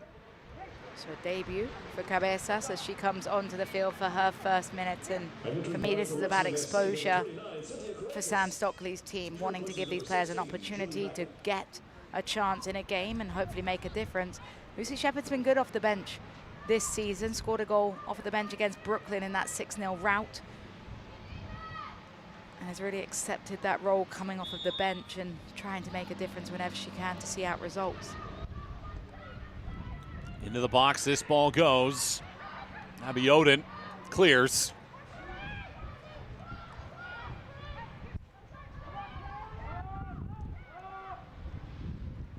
Kind of surprised that the player wearing the gloves on the pitch is from England, though. I mean, this is a normal day in England, right? We all arrive in America and get real used to the weather quickly, though. That's why we escape. This ball pushed in. Cabezas leaves it back. The shot attempt from Moore gets blocked. Obogugu clears. Not bad from Cabezas with her first touch in the Super League, though.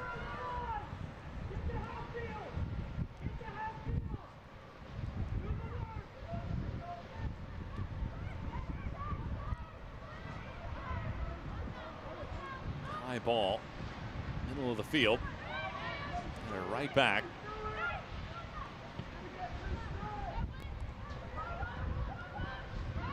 Abby Oden.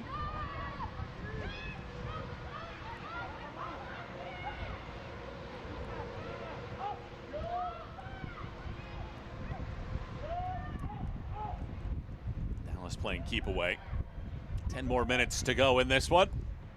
And Trinity closing in on being the first team to 10 wins, as well as the first time this year they'll be able to call the top spot on the table home for the year. The next home match for Lexington SC women's team is Wednesday, April 16th, 6 p.m. when they take on Spokane Zephyr FC. Visit lexsporting.com to purchase your tickets now.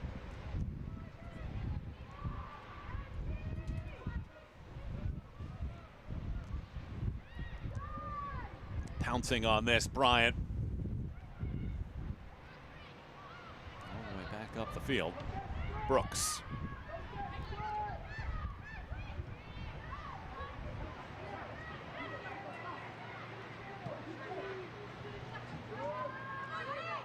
If you're looking at the stretch run of the year for Dallas, still 2 more matches to go against Fort Lauderdale.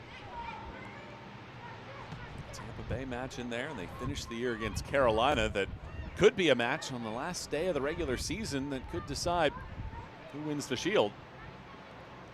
And I mean, those games all of the utmost importance, even with playoff standings, when you see how close, particularly the top 5 are. Spokane on that momentum could also find themselves in asking those questions. So it really is a very competitive top tier of the table.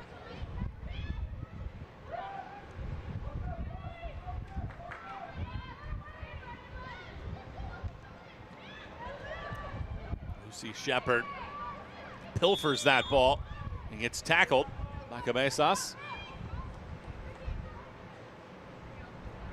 It's great work by Shepard, using her body there. As she lures Cabezas into making the challenge. She gets the positioning, then using her physicality, just bodying Cabezas, and in the end, Cabezas just stabs through the legs of Shepard to commit the foul. Free kick here. And Chioma Obogugu takes over. Tied for first in the league in chances created and second in assists. Obogugu curls this ball around. Back post, empty header! Bangs off of the turf and finds the net. It's a 5th assist of the season for Abogugu. And it's Gracie Bryan finishing to make it 3-0.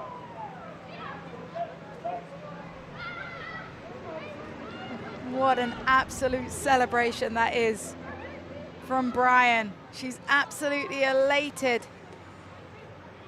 And this service in again. Talked about the magic in the boots of Abogugu. And there again, this time, becoming an assister versus a goal scorer, but she puts it right into an area for Gracie Bryan where all she's got to do is get her head on it and put it down. And she does exactly that for goal number 3 for Dallas Trinity. Bryan had the game winner in the 90th minute against Lexington on this field back in November. And she scores for the 3rd time this year. And it's a 3rd goal for Dallas. 2 here in the second half.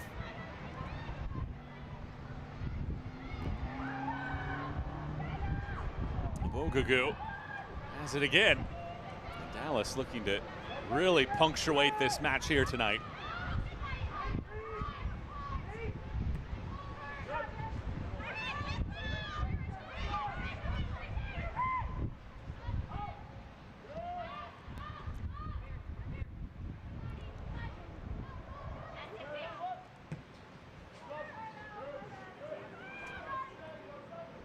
So much credit has to go to Pauline McDonald and her side. This will be a 4th win in the last 5 matches. And how about the response after the Carolina match?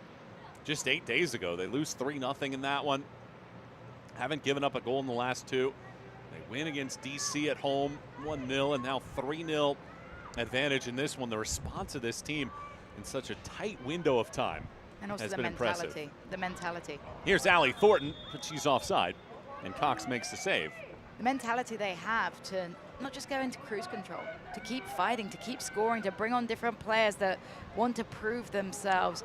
You're in the 83rd minute and you're still delivering balls in when you've got a 2-0 cushion. You're not playing negative football. You're realizing that you want to finish this game how you want to play 90 minutes in your next matchup. So it's great habits to be getting into. The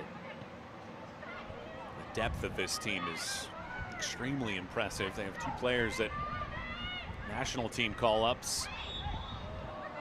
Gabby Guillen with Costa Rica and Celie Strawn with the U.S.'s U18 team.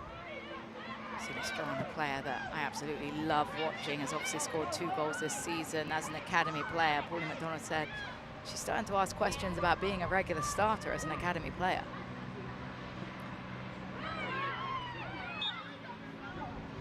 A foul whistled against Lexington. Free kick for Dallas. Stay up to date with the USL Super League. Sign up for the Super Newsletter. Get news about your favorite team and stories from around the league delivered directly to your inbox weekly. Sign up at uslsuperleague.com/newsletter.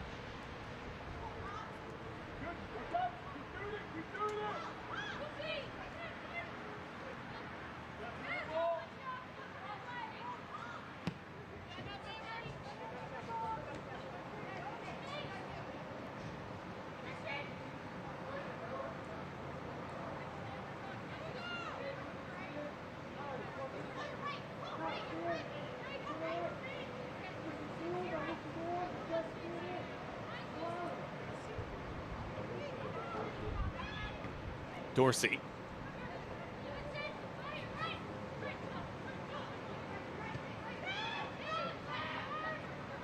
Brooks. Splits defenders, gets to the touchline. Brooks crosses this ball in on a ricochet. It is Shepard that has this ball saved by Cox and bounces off of the left post. See Shepard almost with that super sub goal. I mentioned that she brings a great work rate when she comes off of the bench and onto the field. It's a great touch by Cox to knock that one onto the post. Would have been a 4th. Cox's best save of the day. Dallas looking to expand this margin before the night is over. Allie Thornton. Will kicks that away. this service from Brooks, though. Brilliant service, flicked on, and then Shepherd with a nice first touch, and then a great hand. Cox gets down, she gets a big hand onto that to push it onto the post. Thornton hooks this ball around. It's Shepherd with a second go at it. Thornton bobbles. Mesas shifts away from Thornton, rolls it over to Cox, and Cox clears. No room to breathe right now for Lexington. Thornton gives it right back. It's Brooks. Brooks crosses it through. Abby Oden looked like she was stumbling a little bit. That ball gets into her body and she arcs it high. Abby Oden definitely lost balance there, but it's Amber Brooks, relentless. Thornton with a nice little touch to get it back into the path of Brooks. Brooks this time picks her head up. Love this cutback.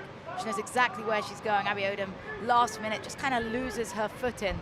It could very well be 4 for Dallas right now. Stay informed about all things Super League. Visit USLSuperLeague.com for all the latest information, analysis, and insight into the league. White chases after this. Walker, though, gets there first and pokes it towards the sideline. White sprints to the touchline, slams on the brakes. Bogagu does the work defensively.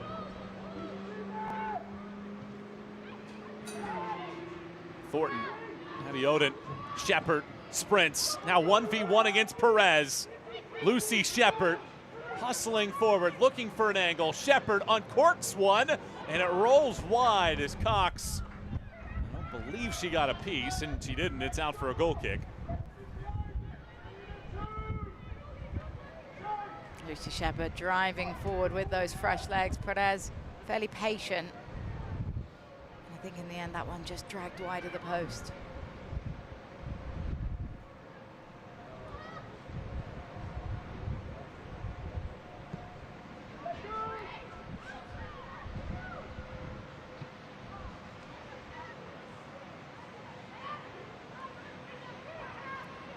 Bogagu sprints forward here, tries to take on her defender, now crosses it through.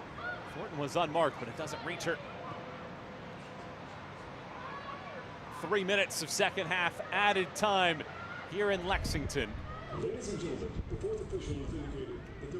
Things are going end to end yet again. White keeps the ball in play right along the chalk. Parsons can't hold on. It rolls all the way out towards midfield. Abogagu glides around a defender. Ultimately, the ball, however, just does trickle out. Just still so amazed about the players that Pauline McDonald is able to bring off the bench to change a game, particularly with the fact you mentioned the 2 players even missing on international break. That is such a privilege to have as a coach. It's a testament to the fact she keeps players motivated, ready to have an impact onto the bench, that she has players that are quote-unquote stars in a lot of ways, willing to spend time on the bench as well.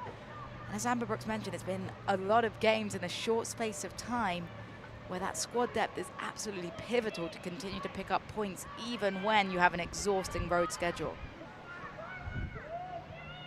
Dallas, most of the season, was in the middle of the pack, consistently above the playoff line. They had been in 5th a couple times, but most of the time early in the season. It's been a few weeks in 2nd place, and today we'll seize the top spot. Cabezas, too heavy on that touch as she was looking to introduce herself to the league.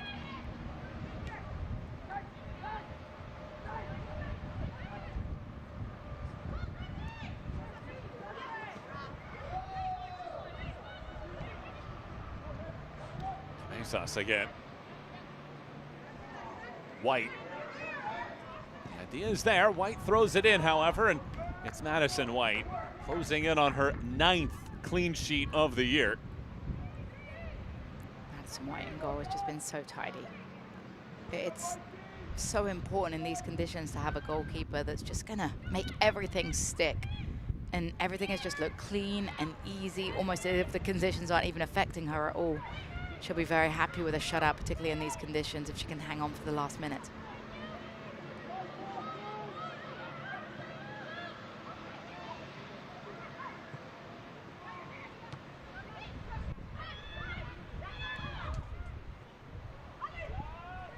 Thornton guides it along. And it rolls back. Sarah Cox swings that out. In the wind, you can see just torturous here today. It bounces up and over the bench.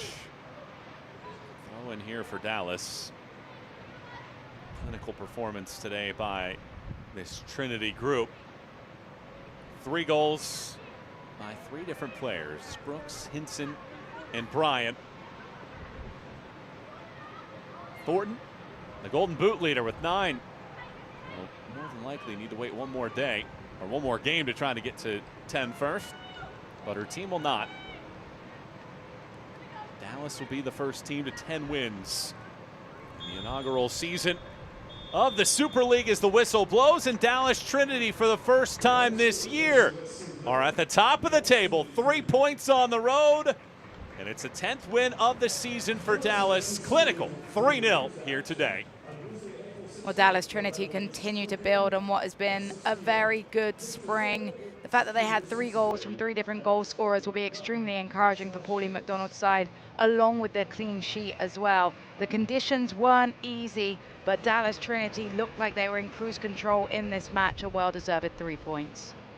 Dallas pick up a 2nd consecutive win and will go for 3 straight for the first time this year next week. Dallas win it 3-0. We'll have a post-game chat as well as highlights when we return here to Lexington.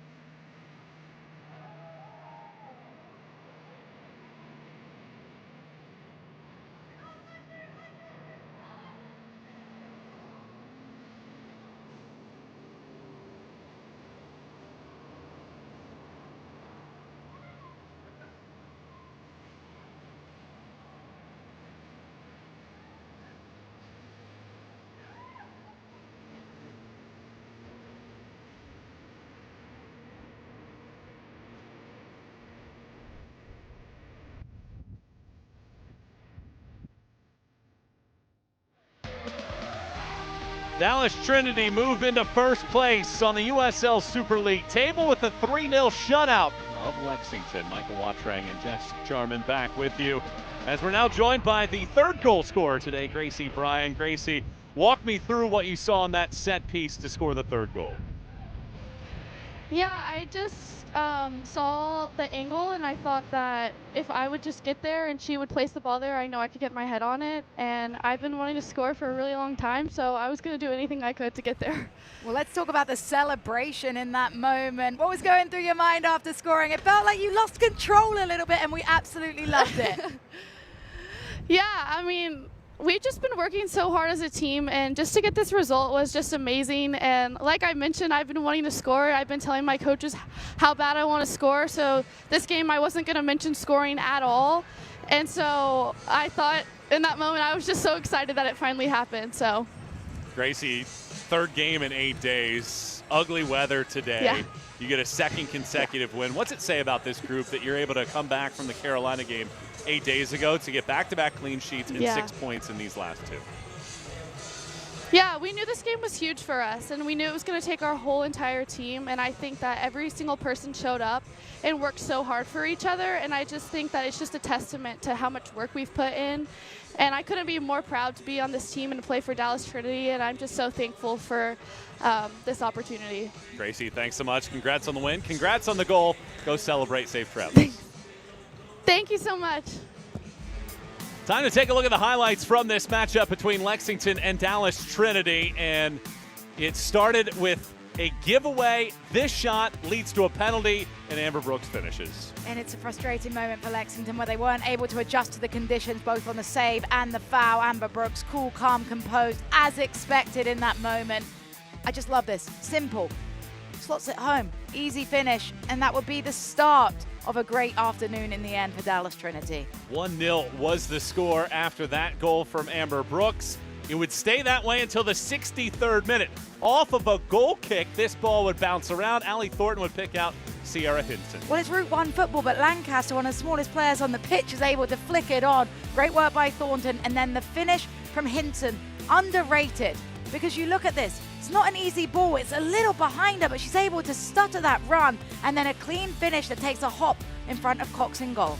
And then the substitute, Chioma Ubogagu, had the free kick goal. This time, it's an assist. Well, if you give up a set piece and Chioma Ubogagu is on the field, then there's a very good chance something can happen. Gracie Bryan reaping the reward. I just love what she said and what this shows about the camaraderie on this team. You take a look at the stats. It's tight in terms of shots, but ultimately, if you're Lexington right now, 7 games to go in the season, you want to try to build with some of those young players that we saw today. I think that's Sam Stockley's mentality right now. Realistically, they're building for the 2026 season. It's about getting players ready to go when that time comes. He'll be encouraged by some of the debuts that were made, but all in all, just have to get better to be more competitive. For Dallas Trinity, they controlled the game. I don't think the stats really tell the full story of how much control they had. And Dallas does move into the top spot on the table, as you see here.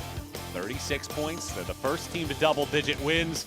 But things are going to be tight here in these final 7 games. Oh, it's going to be absolutely amazing. All eyes on that table because everybody wants to make that first playoff berth for June 7th with the top 4 making it. There's still a lot of teams that have it in contention, and Dallas Trinity will make sure they host. Dallas Trinity win back-to-back matches for the 3rd time this year. And they propel themselves into the top spot on the USL Super League table. Goals from Brooks, Hinson, and Bryan. The decision tonight. For my partner, Jess Charman, and our entire crew here today in Lexington, Kentucky, I'm Michael Watring saying so long. Good night, everybody.